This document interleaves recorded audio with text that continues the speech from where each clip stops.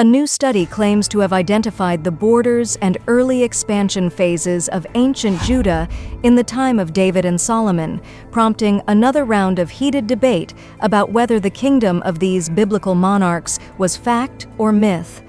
David controlled a relatively substantial territory around his capital, protected by a ring of fortified border towns, says Professor Yossi Garfinkel, a leading archaeologist at the Hebrew University. His study attempts to contradict the more broadly accepted paradigm that David and Solomon, if they were even historical figures, were local chieftains ruling over a tiny Jerusalem and not much more, and that Judah only emerged as its own as a kingdom a century or so after the supposed time of these monarchs. Garfinkel's study, published in June in the Jerusalem Journal of Archaeology, was greeted with reams of skepticism by many fellow archaeologists who claim that his conclusions are based on assumptions and poorly interpreted data.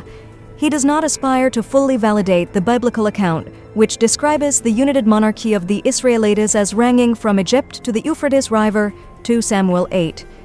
The study is based on combining the results of Garfinkel's own excavations at Khirbet Qeiyafa, a 3,000-year-old settlement in the Elah Valley, some 25 kilometers southwest of Jerusalem, with data from digs conducted over the last century at other ancient towns in the environs of the capital. 4 other sites are included in the study: the ancient cities of Beth Shemesh and Lachish, west and south of Jerusalem, as well as Tel en Nasbe to the north, which some identify as the biblical town of Mitzpah, and a tiny settlement to the northeast of the capital, known only by its Arabic name, Khirbet ed-Dawara. The archaeologist believes his theory is realistic, he says, and claims to bridge the long-standing discussion between so-called minimalist archaeologists who have a critical approach to using the Bible as a historical source, and more traditionalist or maximalist scholars who put greater stock in the historical truth of the biblical text.